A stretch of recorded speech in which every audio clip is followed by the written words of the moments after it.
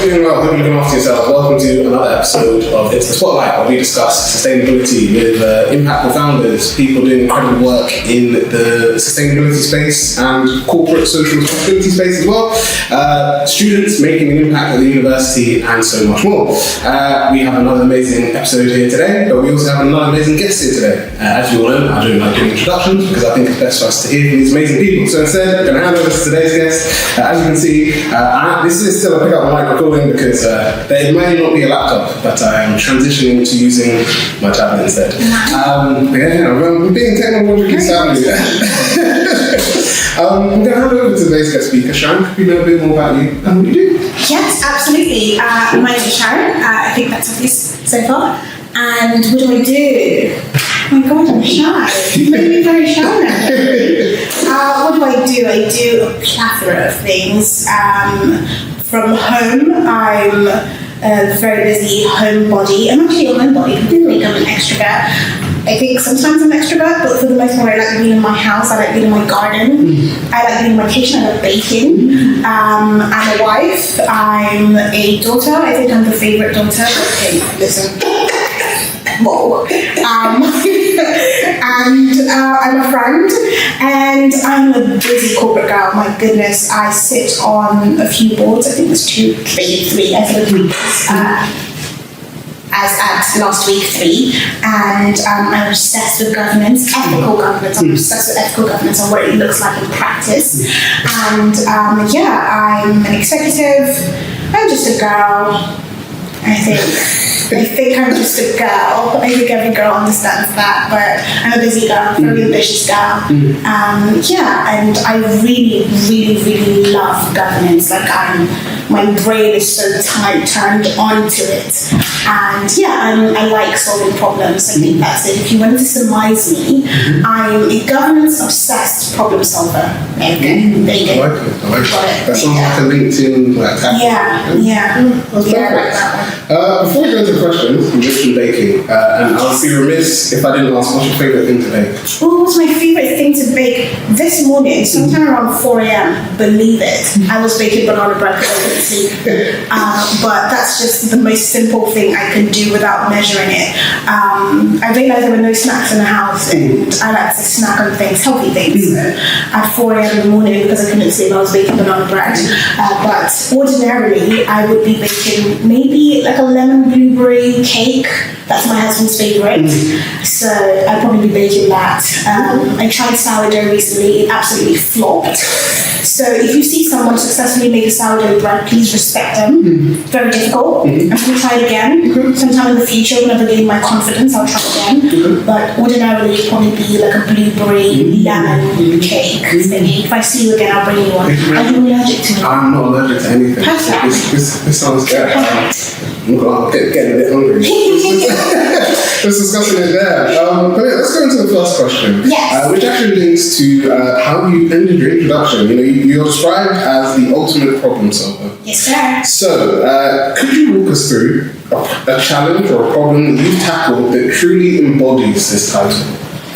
Oh God, everything and every day. You see, when you say that, you're looking for something specific. But the beauty of being a problem solver, and this is the onus that I'm pushing for people to understand, that in order for you to be a truly effective problem solver, you need to be able to even spot it before it happens, because it's exhausting and redundant for us to wait for problems to escalate and then go, right, let's put our hats on and solve it. So I think in micro doses every single day. I'll give you an example. Recently, I had a board meeting and I got outvoted on an item that was very important to me. But I see that as a problem solved because I have this obsession with reading about the effects of bad governance, past boards that have caused their companies to shut down, or a CEO going to a Coldplay concert with his CFO and then getting caught and blaming everybody for it. That's sort of weird behaviour. So I like to read about things like that. So the most recent one I read about, Carillion shutting down in 2018, and one of the main reasons why Caribbean shut down was because of groupthink. And so I was sitting at the board meeting last week, and I had an item on the table, and I got outvoted on it. And afterwards, I was sitting on the car ride back, I was saying, oh my God, we could have done better. But then when I thought about the entire thing, I realized that one of the pillars in my problem-solving formula is people. And I realized that I have competent people on the board with me. And so if they outvoted on this item, that is the best move. Then that is the best thing for this particular problem. And I think that that's most recently something that you wouldn't see it as a win, but it's a win for me because it's very important for me to sit on boards where we don't have groupthink. It's important for us to come with different perspectives and to challenge each other for the betterment of the organization. So yeah, it was a win. I was really happy. I was really looking forward to that item moving through. But when I got back, I had to think, be introspective, and analyze everything. And I thought, I respect my board members and I appreciate their perspective. And if all of the people who voted against it, if they did, that's a good thing. That's a win. That's a win for me. So things like that at corporate level, and then at home level, there wasn't any snacks, so I baked banana bread, so I did snack on and healthy things. So that's probably that's a good point. And it's showing what you said, that forward thinking, because you know you will want to snack later on. So you've already sort of I think when you said that, it's really important to see problem solving is not just reactive, but it can also be preemptive. Very preemptive. That's the best way to do it. And every single organization that will be successful is successful.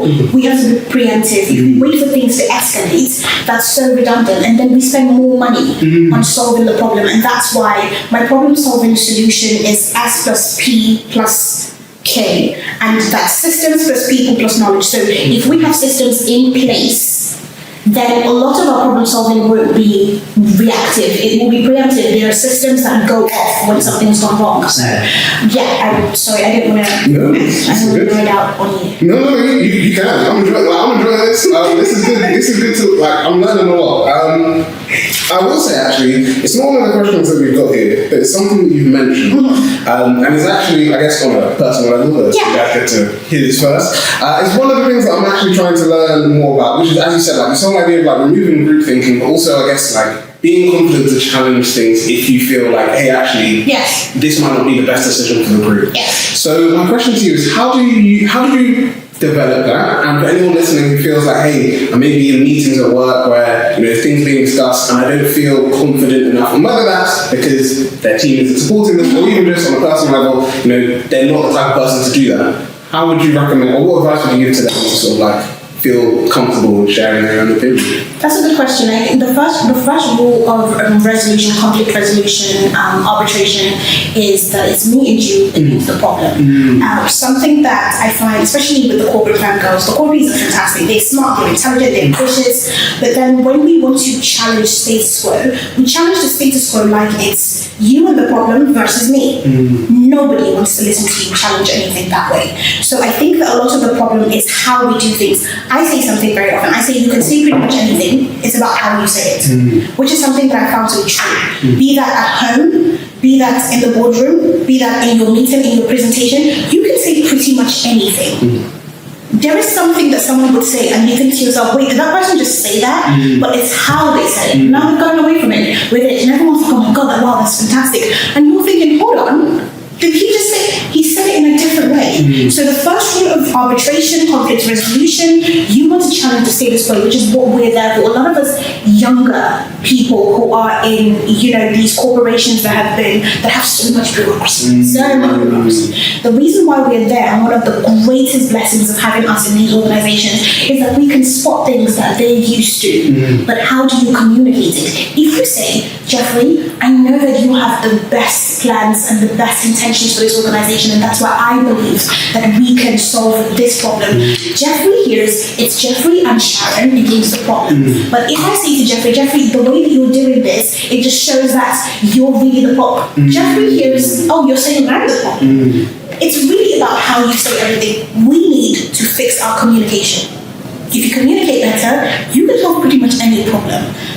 Remember, it's you and whoever it is that you want to talk to against the problem. If you make them the problem, they don't want to hear that. They don't want to listen to you. Call that human ego. Just call it being human. You wouldn't want to listen to that either. So, yeah, I think that's the first step. so much more. The first thing to do, it's you and whoever it is, you and your team members against the problem. 100%. Thank you for that. And I think that there's a lot, even on a personal level, that I've taken from that, because I think, like you said, sometimes it does feel like when you, not necessarily challenge, but when there's like a problem, it's very much just like, okay, one side, other side, and we've both got our own ideas. But like you said, it's not us against them, it's us and you, and the problem is what we're trying to solve. Absolutely. So, we're on the same side all the time. My husband put me onto chess. I'm going to say my husband a lot because I'm a massive fan. Don't mind me. He put me onto chess, and I always think long term. Think long term. Instead of just trying to get a quick win all the time. And you could get a quick win by, giving a quick jab at someone. But what's the point of that? But if you can play the long game and go, let's work together against this thing, and I want you to know that I am on your side. There is nothing that you can't achieve except if you're working with an absolute demon. Like an absolute demon, and then crikey, mate. Sorry about that.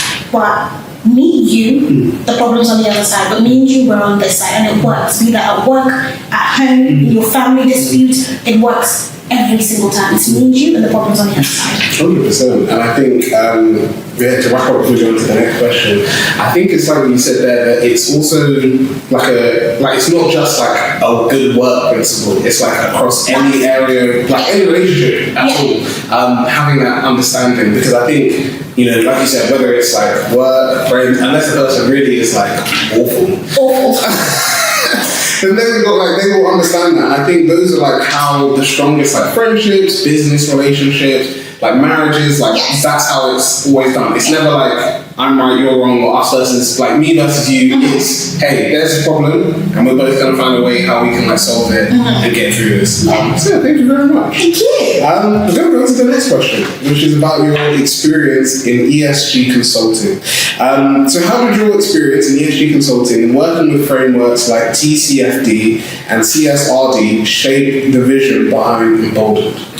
All the alphabet. I'm starting a new series on LinkedIn. By the time this comes out, that series is probably out called "What Are All These Letters?" Because whenever I walk into any room, any boardroom, any presentation, and I start seeing the alphabet, everyone's like, "What's going on? Why is she saying all these letters? What are they? ESG, CSRD, CSR?" They just like stop with the letters. But don't worry. If you find me on LinkedIn, there's going to be a series. I'm going to explain to you what all the letters are, and you won't be overwhelmed anymore, okay? Did you say what does it have to do with Emboldened? Yes, how did it shape your vision? Oh, that's very good. I think tracking back to how Emboldened began, my husband built out the actual skeleton of Emboldened when he was studying engineering. He studied mechatronics and something else, please don't ask me. And my husband's dyslexic. And so as the natural born Iron Man that he is, he just built something one afternoon and went, okay, that's very helpful, and kept studying with it. And then when we got married, I was going to say when we met, but we met when I was 3 years old, so when we got married, he realized how bad my ADHD was, and he was just like, hey, let's flesh this out. So we worked on it and expanded it to accommodate people with ADHD as well, and then we started using it in-house. But with the brain I have, I'm thinking, I also work in the ESG space and with SDGs. SDGs mean Sustainable Development Goals. Okay, all right. I also work with SDGs, and I realize how important it is for us to be inclusive of those people who are marginalized. I was going to say feel marginalized, but as far as dyslexia and ADHD goes, are marginalized because most systems don't actually cater to them. People have ADHD; they are hyper-induced with so much going on, and they are running systems that help them to drown out the noise. And I'm sort of thinking about it, and he just essentially handed it over to me as far as the moving it forward into the market goes. And we expanded on it, and we worked on it, we made it more marketable. We made sure that everybody who is dyslexic or has ADHD, they feel that they can use it. We put it out to market, we put out testers, we had our lab rats, we told stop calling them rats. People tested it out and said, hey, improve this, improve that. But what I found across the board is that lawyers, engineers, creatives, people who work in tech, they're using it for their literally everyday life. And so my question is, so what were you doing before this? But we're just coping, we just take a break, we just stand up and go out and all.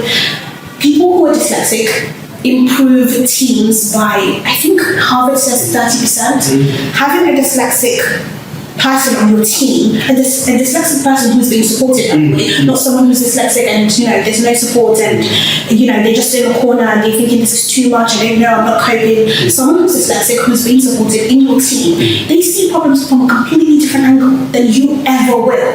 Their brains operate differently. They have a different perspective when it comes to problem solving, and so they are a plus, a win on your team. Now, when you have someone like that who thinks differently from everybody else, you must support them. They're an asset. And so Emboldened helps people who are dyslexic, people who have ADHD, and just people who want to be more productive in general, to read better, to have ease on their computers and their laptops.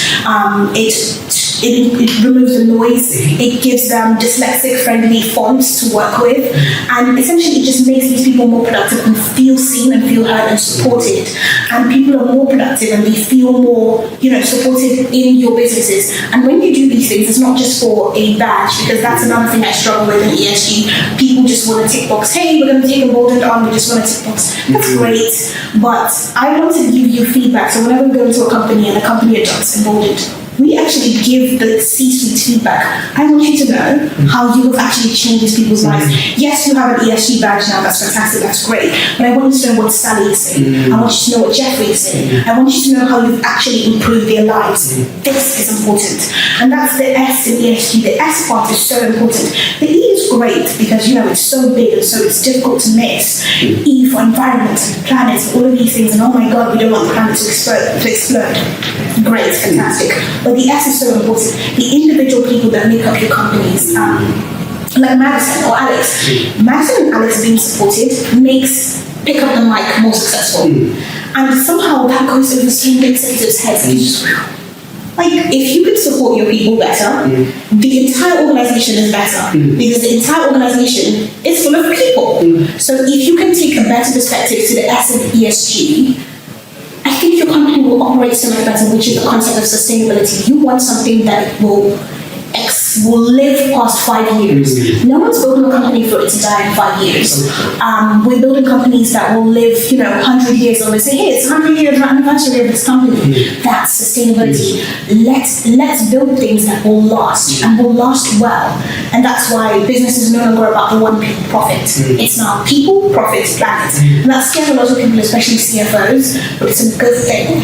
So all of it put together, and Emboldened really helps people to tackle SDG 4 for quality education and SDG 8 for decent work, because it supports students and it supports staff working in companies, and it makes us all productive because there's so much for us to do. Let's be more productive and let's support the people who are neurodivergent amongst us, because they're really solving problems in ways that we could never actually fathom. 100%. The only thing I'm going to add to that is, as you mentioned, I think that's why on a wider, if you look across the world, that's why people say things like brand loyalty, not brand loyalty, but people being loyal to companies doesn't really exist anymore. Because, like you said, there isn't that investment in people. And it's very much now, like you said, there's a tick box, so it's false promises of, you could progress to further opportunities or further career options in this organization. But there are people that will tell you they've been working in a company for X number of years and they're still in the same role. Or maybe there's been a small salary increase. Maybe they've had 1 or 2 additional benefits, but nothing that really adds to their lives. And I think one of my most interesting conversations was with a CSO, and I said, this is how we can onboard Emboldened for you. And she said, I don't think we have any dyslexic staff actually. I don't think we have any neurodivergent staff. Wow, really? Let's take a survey. And if I was a gambling girl, I would have walked away with a lot of money on that day. So let's take a survey. And she went, really, you're that confident? And I said, yeah, I am. And she was so surprised. She was like, well, they never said. Well, who says? Who says, especially when you don't think that the response will be positive, or you don't feel that there is any system that's going to support them? What's the point of walking up to your boss and going, hey, I'm neurodivergent? And then to go, all right, it's good. No. What now? What do you want? you don't even think about it. And in your day-to-day work or your town halls, no one's mentioning anything about neurodiversity support. So why on earth would they wake up one day and go, hey? Because clearly you see that as a weakness, and they're going to put a target on your back to say, I'm neurodivergent, because you see this weakness. So they're not going to tell you. And she was so pleasantly surprised. And she's one of the good ones. She finds out and she goes, oh my God, let's do something about it. I love it. I can't believe I did it. And that's it. It's not that you don't know. That's not a problem. It's that, are you willing to learn? If you're willing to learn, you're one of the good ones. You're great. It's great to have you around. I'm willing to learn every day. Even understanding neurodiversity is so complex, it's so diverse, and it's so different. How my husband's brain works and how mine works, so very different. And then just two of us in a home, and I can imagine everybody else, your staff, the people that you work with, your friends. And you have friends who say, oh, I have ADHD, and sometimes you don't even know what that means. It's like, what does that mean? Does that mean that you're just really hyperactive and you don't know when to shut up? No. Well, in my case, maybe, yeah. It's just diverse, yeah. 100%. And I think, like you said there, there's neurodiversity comes in different ways for different people, and it's also, like I said, organizations understanding that as there's no one size fits all. Yes. So it shouldn't be that we have a policy for ADHD, and this is how we support people, and then not understanding that someone's ADHD could be completely different to someone else's. Different. And it's good to have consultants in, ask the questions and ask them questions. I think that people are scared of asking questions because when they get the answer, they're like, I don't know what to do with this, so I better not ask. Let's not touch that. Let's just not touch that. That's not a good policy. No, 100%. We're going to go on to the next question, which is all about your core 5 pillars. So it's a two-parter. What does inclusive leadership mean to you? And the second part is, how do your core 5 pillars, which are charisma, communication, visibility, integrity, and problem solving, play a role in that? What's the first one? So the first one is, what does inclusive leadership mean to you? Ooh, inclusive leadership. Can I say this? Yeah. I don't know about inclusive leadership. I know about ethical leadership. And ethical leadership embodies inclusive leadership. From the first time I ever said the word inclusive in a work meeting, I always said that I want us to have a diversity of thought first before anything else. I want a diversity of thought, how people think.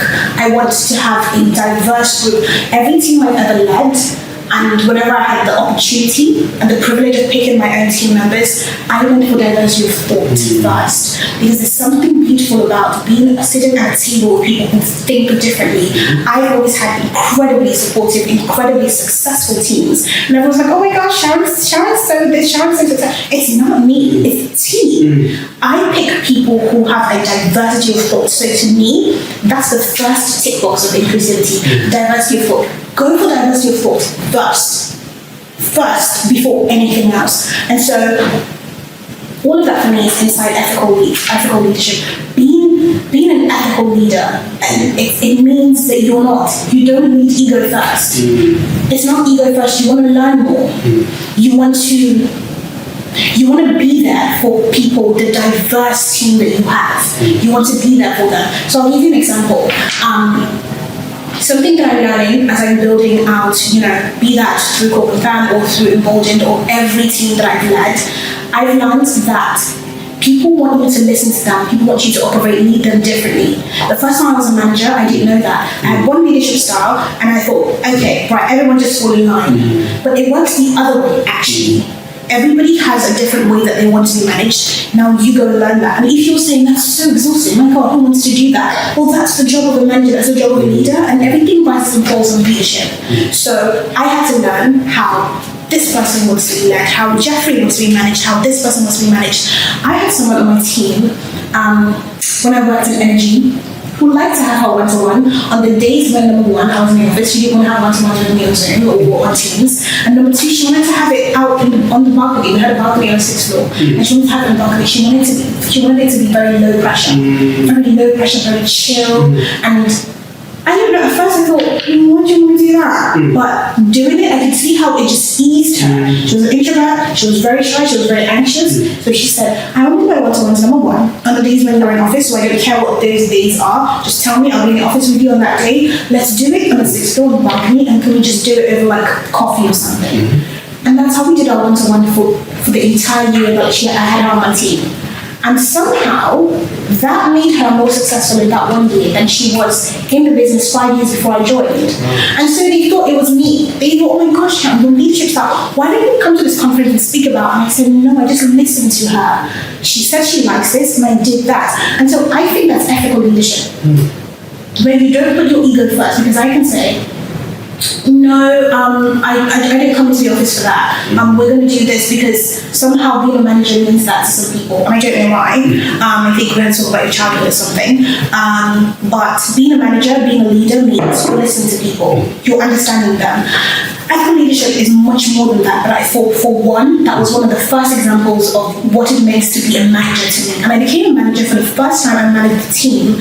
I was 24 going on 25, everyone in the team was older than me.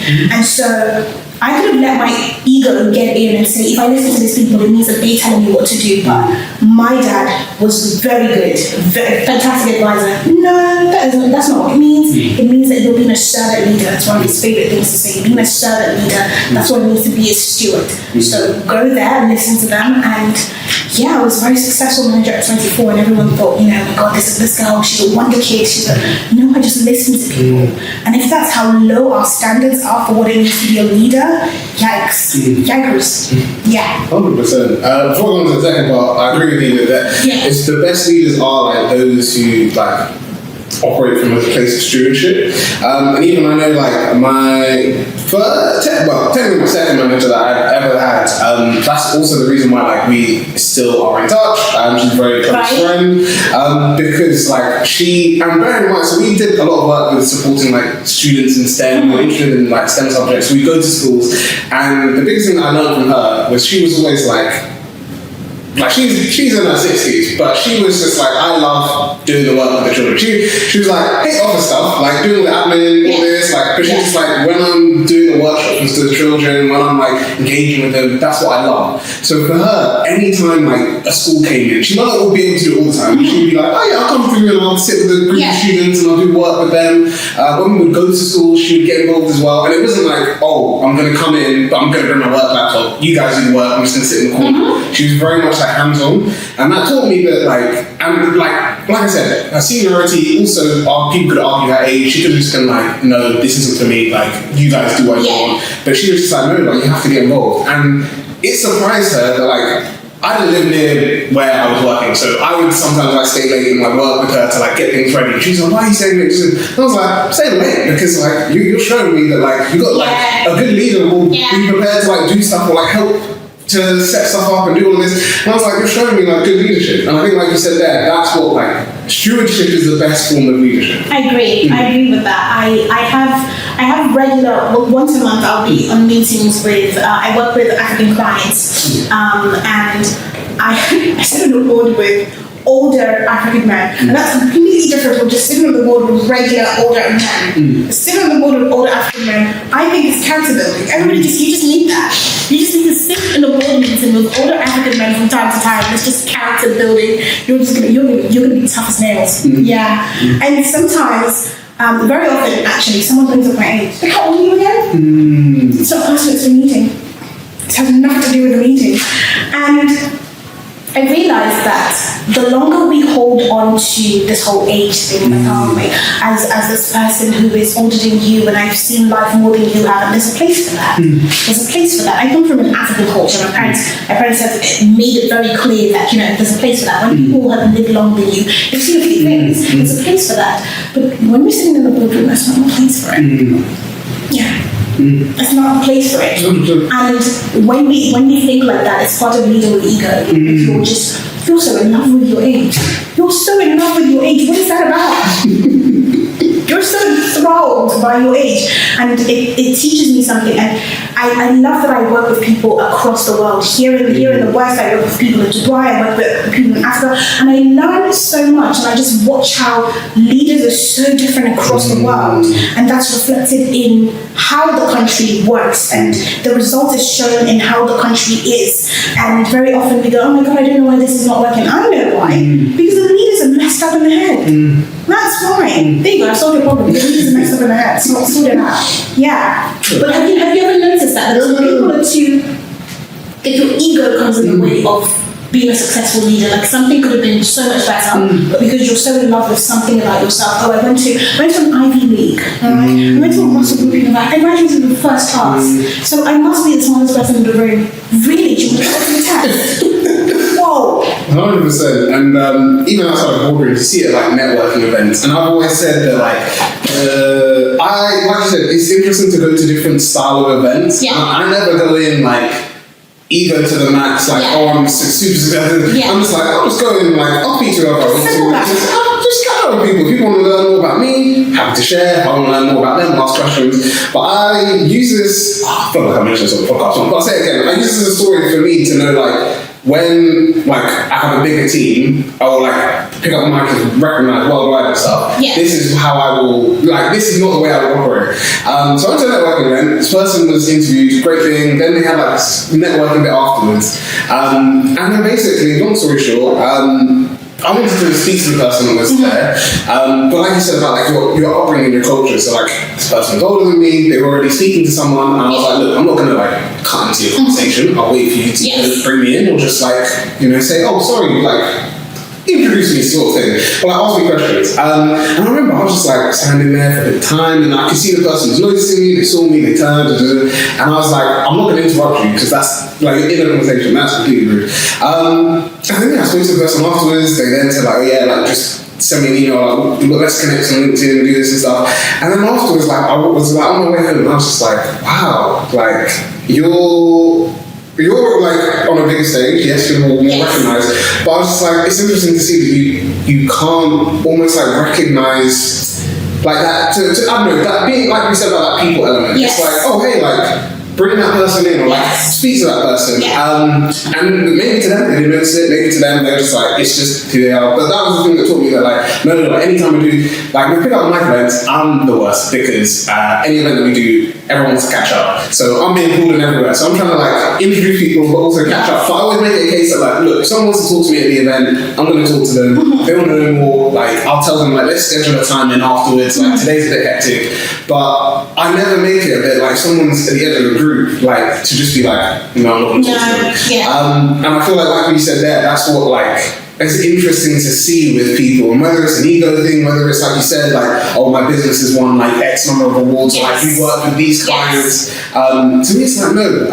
And I was end this with or like not that episode, but my comment here, with a quote that my dad said. That it basically says the people you meet on the way up, you will also meet on the way down.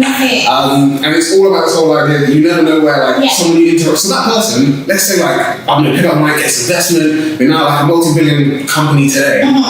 That person may reach out to me and say, oh hey, I'd love to work with you.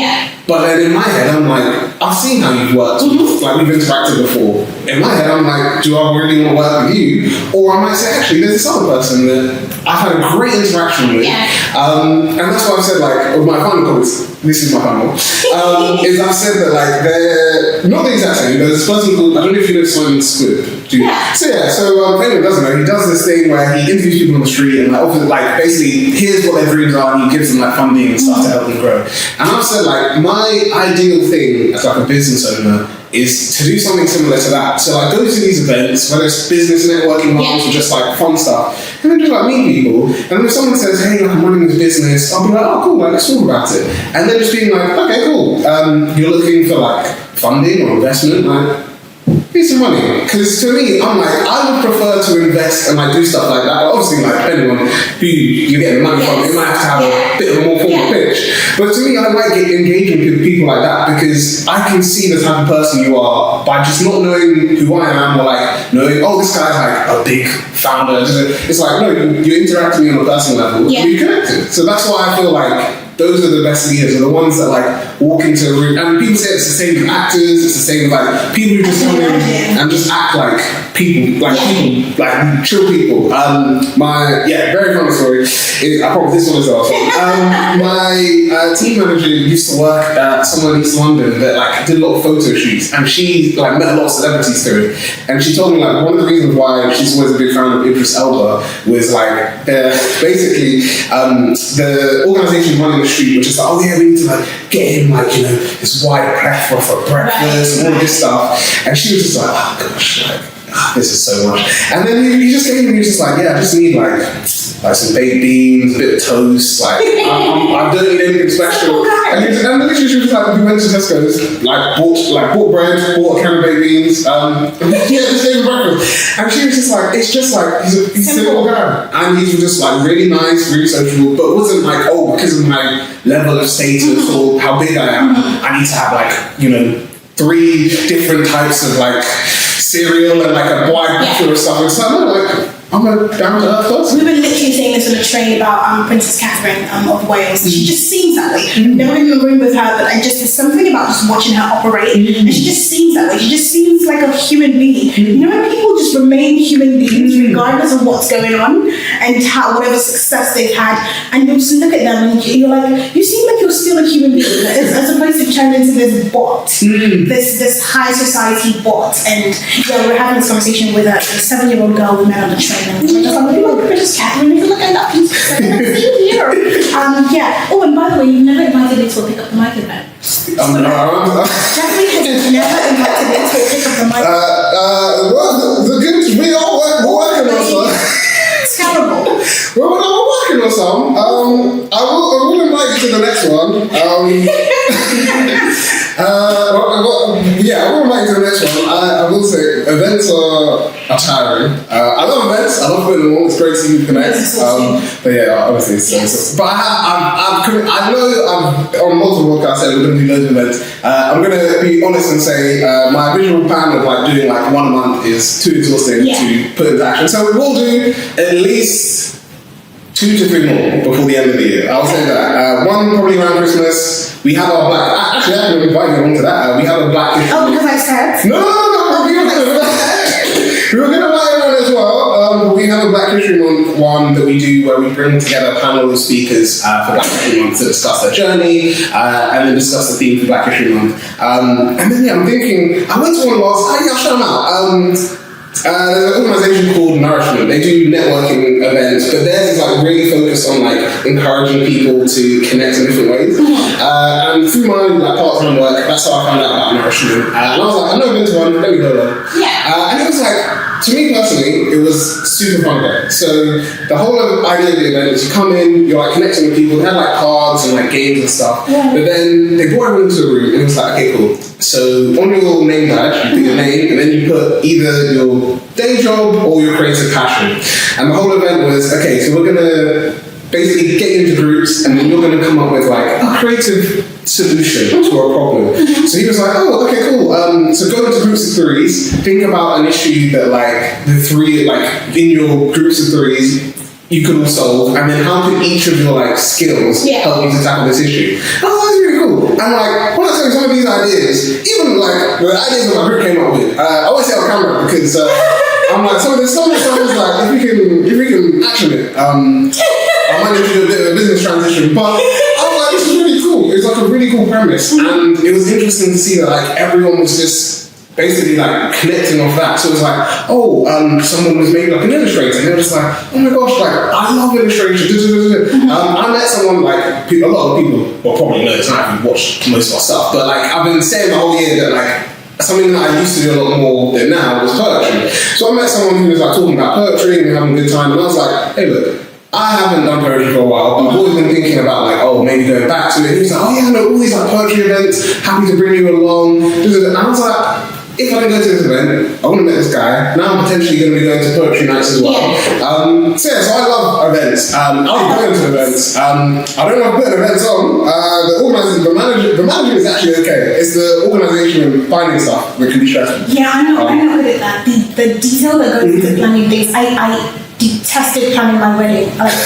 It was horrendous. It's like, honestly, I thank God for my friends and my manager, because I was just like, I don't understand, why do I have to check out the ceiling, the roof? Oh, you should come to this venue, the arch is higher. What do you mean by that? What do you mean? The arch on the ceiling is just higher, and the picture, it's just, no, I don't want to do that. What happened to the other venue? Yeah, well, the arch is lower.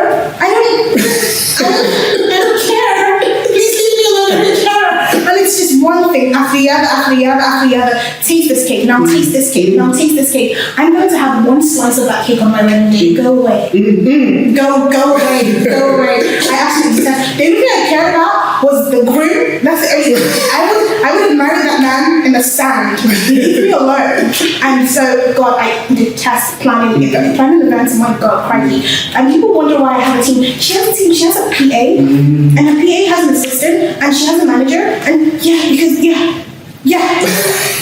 my goodness, I don't know how you're doing it. I'm very proud of you. Thank you very much. I really could. Exhausting. Very exhausting. That's why we only do like events every once in a while. We do a yearly event for our celebrating of our birthday to pick up mine. Yeah. But outside of that, I try to like. Oh my God! Please do not burn yourself out. Please. We would be grateful for one supporter, and I say me like I mean, whoever the special people are invited, I'm sure they will be grateful for one supporter, and the rest of us peasants who've never gotten an invite, we're just grateful to be alive.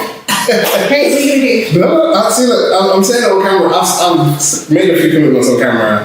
I think most of them are followed. I say most of them that's camera. I'd say arguably all of them, and then in the comment section, people can let me know what I'm gonna go through every single episode of the mic, make a list of all the commitments you've made, and I'm gonna post it on LinkedIn.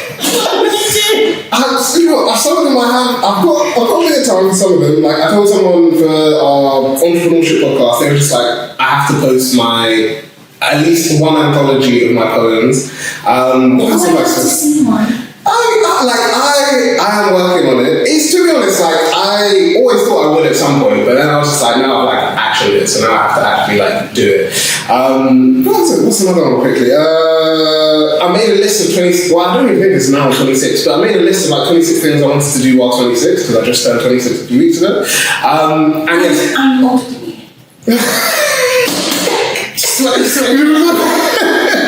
I'm older than you. Okay, I'm probably getting it right now.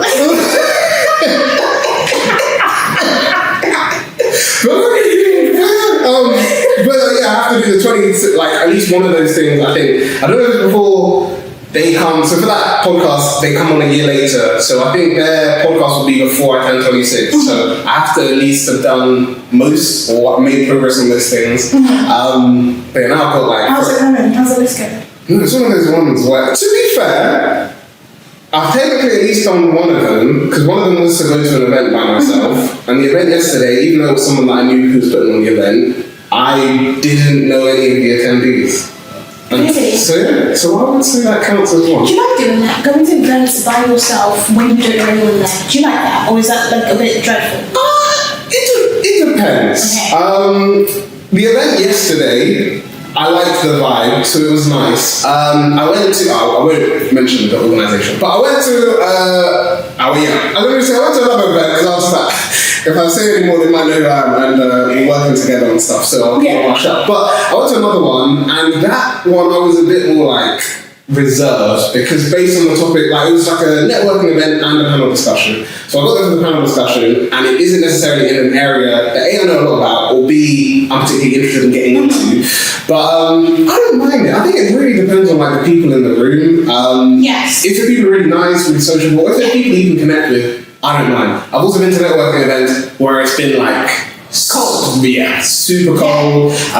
You're trying to like speak to people aren't really interested, or they're only interested in the people that either have money or like they know they can get money from. So they're very much just like, oh cool, I'll talk to you for a bit. Oh, I just see like this big person who maybe did a talk. Which is very narrow minded. I found that the best way to, if you want to advance, the best place to find support for your advancement, be that a business partner or whatever, is Lateral. It's Lateral. That's the best way to network. If you want to find a business partner or someone with a good idea that you can collab on or something, it's Lateral. You know, the people right above you, they're collaborating with the people on their level as well.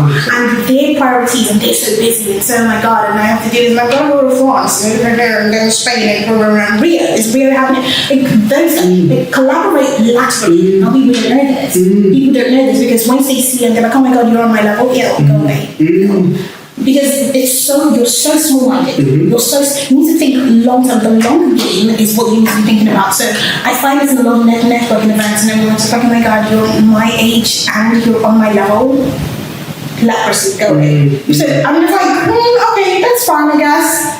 But yeah, people tend to prefer networking upwards. There's a place for that. 100%. But if you're looking for the business partners, and you're looking for, I have this idea and I want to collab with this person, they have the same time that you have. They're in the same life space, place in life as you are. Collaborate laterally, find someone who's on your level, do something great, and then get the attention of the people who are above you and get them to invest into it. So really, a lot of time when you network vertically upwards, they want a solid 60-70% of things. When people bring things to me, I'm looking for the percentage. I'm saying how much of it is mine. Because now for the most part, when people offer me positions, do you really care about the salary? And I don't mean to gloat. The salary is yeah, great. I've seen all the numbers. I want a share of that company. How much is it? How much? What is the equity partnership on that? That's where I'm at right now. So it's oh, hey, do you want to collab on this idea? Sure. What is the percentage for me? So I think a lot of times, especially with university students, they send emails and mentions, I'm like, that sounds fantastic. What is the percentage? It's oh no, we just So collaborate at your level. It's very, very, very, very important. You will go so much further. 100%. You will go so much further. But yeah, that's my. No, goodness.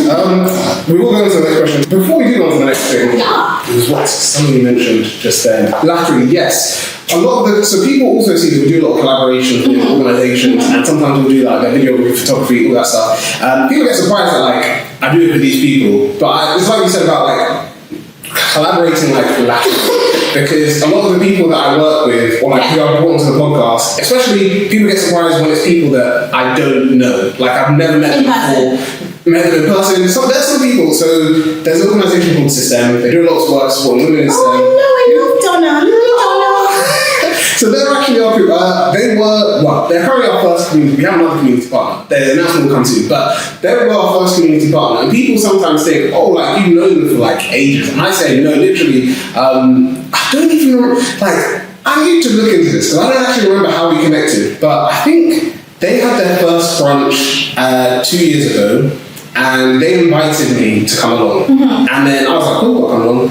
And then we spoke, we had a good time. And I was like, look, you guys want to come to the podcast? Let's do that. So they did. And we had a good time. And I was like, look, I'd love to work with you guys a bit more. So we did more stuff and we're collaborating and continuing and all this. And then people get surprised that now they're a community partner. I do videography stuff for them for free. They give me recommendations for people. And I tell people, literally, I didn't know Donna and Abigail before the brunch. But it's like you said about networking laterally. And I told them, look, if you need X, Y, and Z, I know people that I can put you in touch with. Yeah. I say if you're looking for people to be collaborate with for events, you need advice, all of that stuff. But it's like we said, it's from that working laterally perspective. Yeah. That I'm just there are people. For example, another shout out both of them.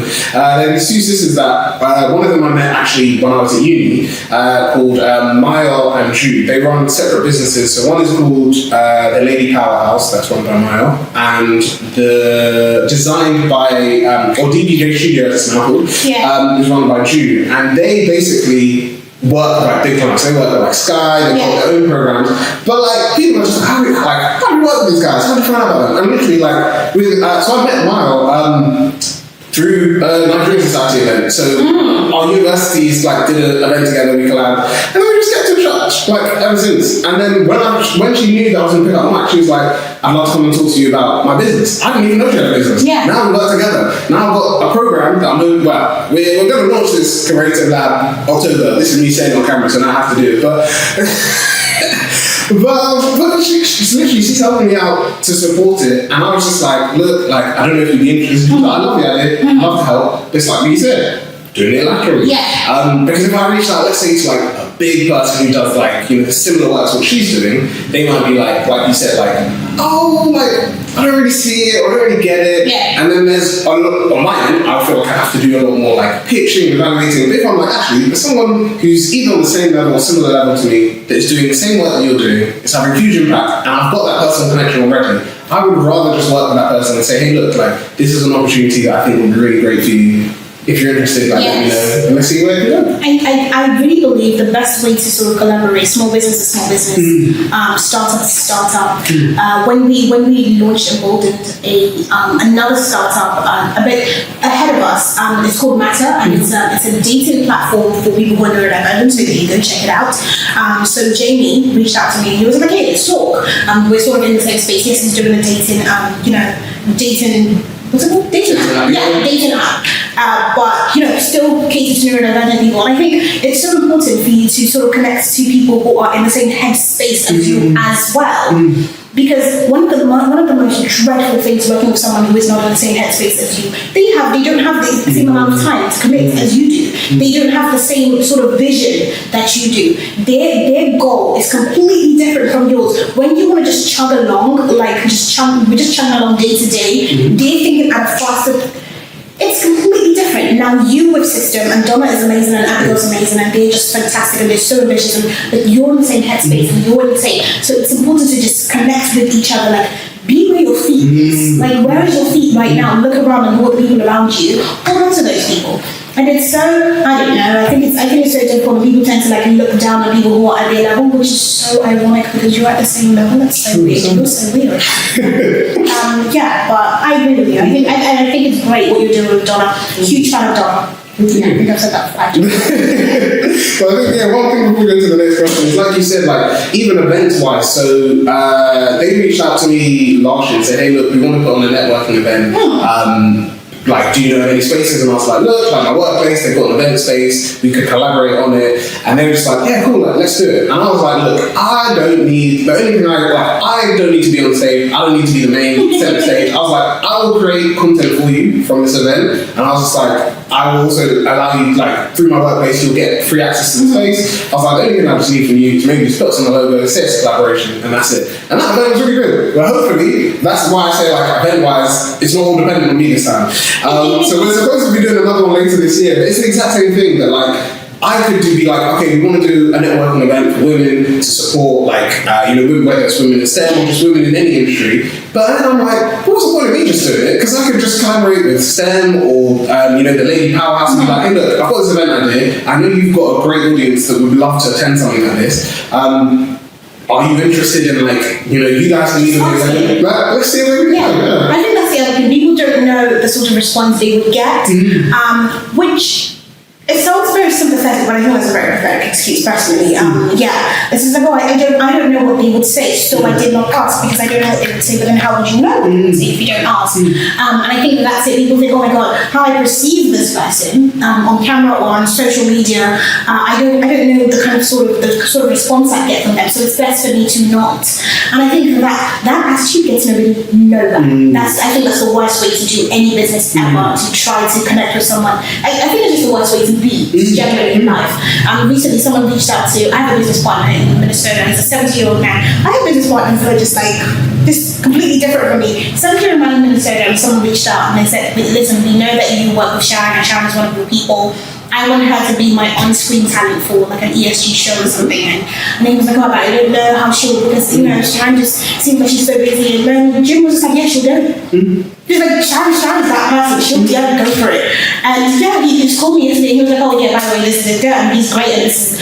And I thought, yeah, sure, why not? But it's like you never know if you don't ask, and you've decided you're going to form this perception of a person, and then you're just like, oh my god, you talk so much. You talk so much. Oh my god, I can't believe I thought you were introverted when I met you. No, there's a reason why, like, most of our podcast episodes are never like 30 to 45 minutes. You want to talk to me? You need to talk about live right free in my head is this it's a story from the Bible. I think my dad told me the story when I was younger, and it's like these people, I think there were lepers in the Bible, and there was like a camp inside the city, and they were outside the city, and they're like, oh my god, we're starving. And then one of them said, we'd rather like go in there and like die there than stay here. And I live by that ethos. I don't want to die here. If I want to die here. Like if I'm gonna die, I want to die here.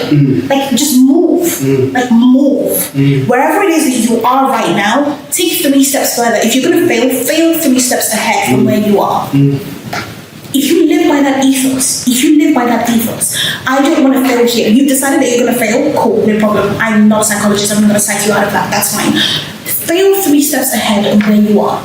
Go 5 steps ahead and fail there. If you're here, fail here. If you live by that ethos, you will be far more successful than you ever thought you will be. Okay? Go 3 steps ahead and fail there. Since you decided you're going to fail anyways. So do that. I live by that. I don't want to end here. I want to end over there. If I want to end, let me end over here. And that if you do that, you will find so much courage, so much understanding, so much vim, so much gusto. Because you're like, I don't want it to finish here. I'm going to take 10 more steps. Let's try it over there. Live by that. We'll see what happens. Perfect. Can we move on now? We've got 2 more questions left. This man a podcast. What are we doing here? We've got 2 more questions, and then that will be the end. But through Corp and Fem, you empower thousands of women. What common barriers do you see, and how do you help women sustainably overcome them? The biggest one, we have right now have a community of about 100,000 women across all platforms, which is insane. Oh my god, guys, you guys are so weird. Why do you hang out with me? The biggest one that they keep saying, and I keep telling them that it's not a real thing, is, what is it called again? I don't even remember it. Oh my god, my brain has turned off. Wait, hold on, I'm gonna remember it. It's gonna be ridiculous. Everybody says imposter syndrome. Thank you so much. This is why I follow her everywhere. Because I would just turn off without her. It's imposter syndrome. They're always talking about, I have imposter syndrome. And I say, there is a chance, and see, this is the part where people turn off from me. There's a chance that you don't have imposter syndrome and you might just be an imposter. Or at least you're acting like one. Have you ever considered that maybe you don't have imposter syndrome and you are an imposter? And if you're not an imposter, then you don't have imposter syndrome. Like, snap out of it. I say, and they keep saying this, I have imposter syndrome. I've just gotten promoted, and I have imposter syndrome. Did you get promoted because you paid for it? No. Did you bribe the person? No, of course not. So you got promoted based on merits that were evaluated, and then you got the promotion. What's the imposter syndrome about? And so that's my thing. I'm trying to work so many girls out of this imposter syndrome thing where I'm saying there are only 2 options. Either you are an imposter or you're not, and you snap out of it, or you're behaving like one. When you behave like an imposter, you, number one, don't associate with the people who are at your level. So if you got promoted to and now you are an ESG manager, and you're like, I'm an imposter syndrome. I have an imposter syndrome. And I say, which other people who work in ESG do you know? Oh, none. None of my friends work in ESG. So well, go find them. Go find them. They're on LinkedIn. They're on the LinkedIn groups. And you're like, oh, I'm a business development manager, and I have no idea what I'm doing. Are you part of any business development groups? Are you part of any sales group? Do you watch this sort of stuff? Are you subscribed to any of those things? No, I like to watch Friends. Friends is cool, by the way. No shit to Friends, but really, like, do you know what I mean? And you also don't speak the language that they speak, and they have all of these words that mean things to them. You know, within every circle there are words on air. I only see that in recording rooms, things like that, and people are saying things like that, and you're like, oh my god, I'm a podcaster. And do you speak their language? Do you say the things that they say? Don't be an imposter. You dive in. Honestly, dive in. Get off your launching pad and dive in. Speak the language they speak. Join the groups that they're in. Go and network with them. You're not an imposter, my darling. You're not an imposter. You're acting like one. That's why you feel like an imposter. It's not a thing. Like, you just need to snap out of it. So it's a really big one that we're dealing with lately. A lot of, I'm an imposter. I feel like an imposter.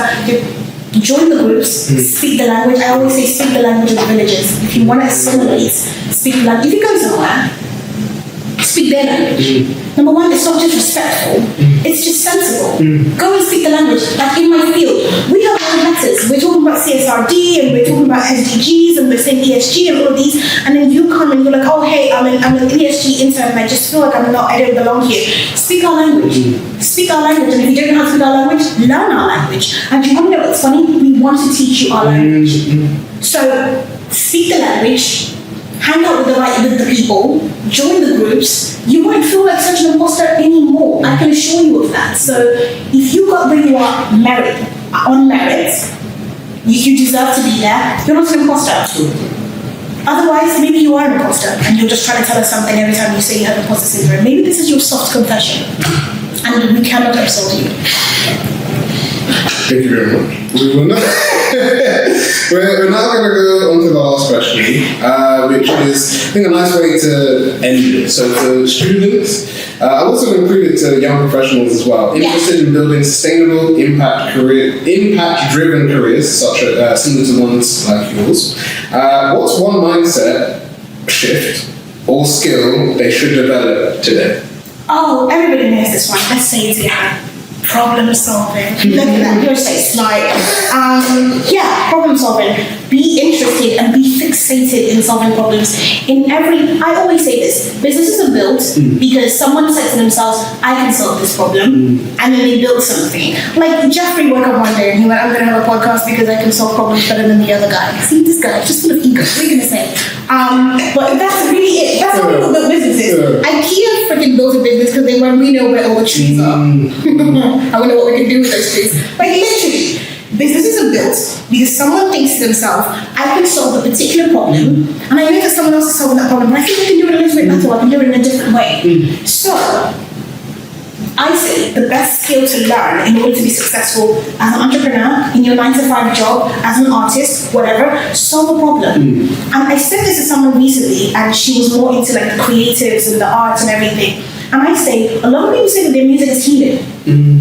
They say that their music is healing because they found a problem or they found a situation and they've gone, I can make music, write music, produce music that addresses this problem and solves it. That's what they mean when they say my music is healing. So I stand by that.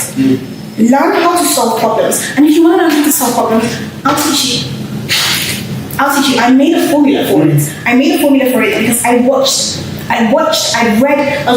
I'm just finishing up Intro News. Intro News is very cool, by the way. If you don't know who Intro News is and you're a girl and you're working in the corporate world, just give yourself a smack. Just for me, on my behalf. I was reading Intro News' autobiography. Last week, I'm almost done with it. And then I'm going back to Margaret Thatcher's autobiography. And she was talking about how she was solving problems. Intro News became the CEO of PepsiCo. She was a little immigrant girl. She's from India. She became the CEO of PepsiCo. So when she wrote an autobiography, you better believe I bought it and I'm reading it. And I'm reading it for the second time. And this is what I do when I read people's autobiography. And I prefer reading autobiographies to like books that they write and go, this is how to do something. I don't know. There's something about, I'd rather just you tell me how you lived your life, because sometimes you miss the things that you do in everyday life that makes you great. And when you sit down to go, this is how to do so and so, that's great. But if you can why don't you just turn on the camera and I just want to watch you live your life? There's something about that I want to pick up something from that. So I read autobiographies. And so when I'm reading the autobiographies, be that Michelle Obama's autobiography or Margaret Thatcher or Angela Merkel, which I finished last month, when I read the autobiography, I see the same pattern. Knowledge, people, systems, again and again and again and again, and repeats. And I see it again and again across, in the women, in the men, all of them. Systems plus people plus knowledge, compounded by time, over time, compounded by consistency. That's it. And it works every single time. Systems plus people plus knowledge, over time, compounded by consistency and hard work. It works every time. Like, it's fail-proof. Like I can actually audaciously say that it's fail-proof. So learn how to solve problems, and you will be indispensable. Because in this economy, everybody wants to be indispensable. So learn how to solve problems. You can solve problems, and you have a formula, and it's fail-proof. You will be indispensable. I know someone like that. Someone who solves problems and has a formula and is indispensable. I know someone like that. It's you. Yeah. Well, thank you very much. Thank you. That's the last question. Well, yeah, we're back with the outro. This is your opportunity. If you've got any events, anything you want to shout out, how can people connect with you? This is your opportunity to let people know. Oh, that's really cool. Do we have an event? We're working on something. What's our event? The webinar. Oh, we do have a webinar. I don't know where you find me. You can find me on TikTok. My TikTok name is my name, Sharon Oranekwu. For a while it was my middle name, and then I was just like, I'm not scared of the corporates anymore. Power, and then I use my first name.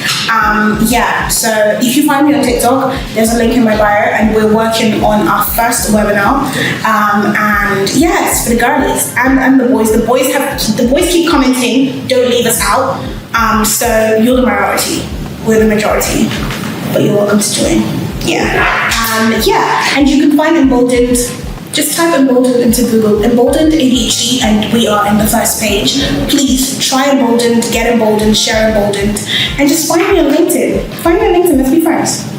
Cool. Yeah. Perfect. Thank you very much. Thank you to your wonderful audience for coming back. If you like this episode, like, comment, subscribe. It's always appreciated. If you don't want to miss any of the episodes of Into the Spotlight or any of the other episodes on the Pick Up My YouTube channel, make sure you click the notification bell at the bottom of the video. If you would like to receive cool merch like the top I'm wearing or our fancy notebook, which also has the same message of it's time to pick up the mic, then please make sure that you check out the link below. But you can also get a discounted rate and support our efforts if you join our YouTube channel membership or our Patreon page. Both are linked in the description. And then finally, if you want to check out the other channels, maybe you've really loved all the podcasts you've heard on the Pick Up My YouTube channel and you're wondering if there's more for you, there is. We have 3 additional YouTube channels. There'll be a video that pops up here which shows you how to find them. But yeah, check out our other channels. We have a channel on gaming, we have on sci-fi and fantasy, and we have on anime. Check out all of those channels.